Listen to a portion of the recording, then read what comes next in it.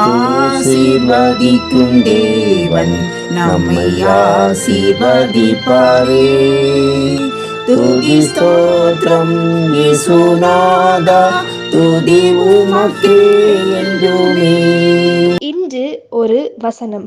உன் ஆசை உன் புருஷனை பற்றி இருக்கும், அவன் உன்னை ஆண்டு கொள்ளுவான் என்றார். ஆதியாகமம் 3:16. கர்த்தருக்கு பிரியமான தேவனுடைய பிள்ளைகளே, இயேசு கிறிஸ்துவின் நாமத்தினாலே உங்களை வாழ்த்துகிறோம், ஆசீர்வதிக்கிறோம். ஒரு காலத்தில் ஆண்களுக்குத்தான் படிப்பு, வேலை எல்லாம். பெண்கள் படிக்காமல் வீட்டில் குழந்தைகளை பராமரித்து வீட்டு வேலைகளை செய்து கொண்டிருந்த காலம் உண்டு. ஆனால் இன்று பெண்களும் ஆண்களுக்கு சமமாக எல்லா துறைகளிலும் பணியாற்றுவதை காண்கிறோம். இது தவறு என்று சொல்லவில்லை. சில மனைவிமாருக்கு புருஷனுக்கு கீழ்ப்படிய வேண்டும் என்ற தேவ கட்டளையை கடைபிடிப்பது சங்கடமாகவே இருந்து வருகிறது. ஏவாளை உருவாக்கிய தேவன் ஆதாமிடம் கொண்டு வந்த போது அவளை ஏற்றுக்கொண்டான். அவள் தனிமையாக தோட்டத்துக்குள் சென்றபோது பிசாசின் தந்திரத்தால் பாவம் செய்தாள். தேவன் கேட்டபோது ஆதாம் ஏவாளை சாட்டினான், ஏவாள் சர்ப்பத்தை சாட்டினாள். தேவன் ஒவ்வொருவருக்கும் தண்டனையை கொடுத்தார். பாவம் செய்ததின் விளைவாக தேவன் புருஷன் உன்னை ஆண்டு கொள்வான் என்றார். பழைய ஏற்பாட்டு காலத்தில் பெண்கள் குறைவாகவே மதிப்பிடப்பட்டனர். ஆண்களுக்கு சகலத்திலும் முன்னுரிமை கொடுக்கப்பட்டது. கிறிஸ்து வந்த பின்னர் தான் பெண்களுக்கும் உரிமை கொடுத்தார். அதன் பின் தான் பவுல் புருஷன் மனைவிக்கு தலையாயிருக்கிறான் என எழுதினார். தலையாயிருப்பது என்பது ஆண்டு கொள்வது அல்ல, அது ஒரு பொறுப்பு. கிறிஸ்து புருஷனுக்கு தலையாயிருக்கிறார், புருஷன் மனைவிக்கு தலையாயிருக்கிறான். புருஷன் ஆண்டு கொள்ளுவான் என்ற சாபத்தை புருஷன் தலையாயிருக்கிறான் என்ற நிலையை உருவாக்கினார் இயேசு. இது முதல் ஸ்திரீயானவள் புருஷனுக்கு கீழ்ப்படிந்திருத்தலும் புருஷன் ஸ்திரீயிடத்தில் அன்பாய் இருத்தலும் ஆரம்பிக்கிறது. நமது இல்லத்தின் தலைவர் யார்? இயேசுதானா? ஜெபம் செய்வோம். எங்களை விட்டு விலகாமலும் எங்களை கைவிடாமலும் காக்கும் கர்த்தாவே, ஆசீர்வாதமான இந்த நாளுக்காய், இந்த நாளின் வசனத்திற்காய் நன்றி சொல்லுகிறோம். அப்பா, கிறிஸ்து சபைக்கு தலையாய் இருப்பது போல புருஷனும் மனைவிக்கு தலையாய் இருக்கிறான். அவரே சரீரத்துக்கும் இரட்சகர் என்ற வார்த்தையின்படி நாங்கள் எங்கள் குடும்ப உறவில் உம்மை மைமைப்படுத்தி வாழ கிருபை தந்தள்ளுங்க கர்த்தாவே.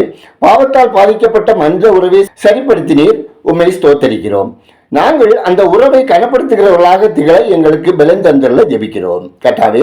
பாவங்களும் அக்கிரமங்களும் நிறைந்த இந்த சமுதாயத்தில் எங்கள் குடும்பத்தை உங்கள் செட்டை நிலையில் மறைத்து பாதுகாத்துக் கொள்ள ஜெபிக்கிறோம் கர்த்தாவே.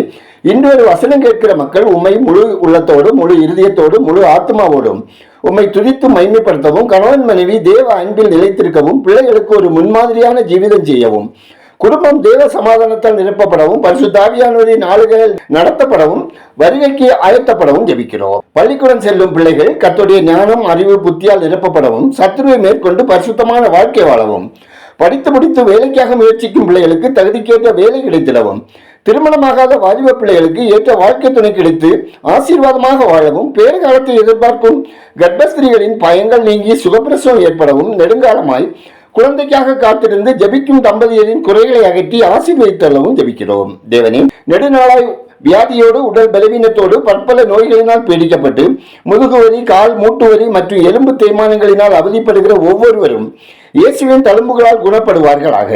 கர்த்தர் அற்புதம் செய்து மகிமைப்படுவீராக.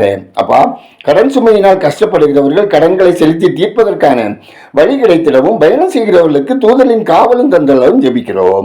ஒவ்வொரு மக்களின் அப்பம், தண்ணீர், வருமானம், பொருளாதாரம், வேலை, தொழில், வியாபாரம், விவசாயம் ஆசீர்வதிக்கப்படவும், நன்மை செய்கிறவர்களாக கர்த்தரை மகிமைப்படுத்தி வாழ்ந்திட ஜெபிக்கிறோம்.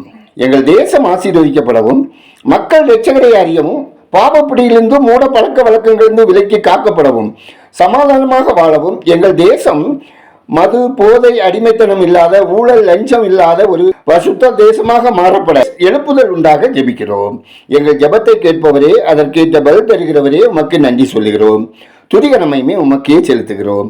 இயேசுவின் நாமத்தில் ஜெபிக்கிறோம் எங்கள் ஜெபங்களும் நல்ல பிதாவே, ஆமேன்.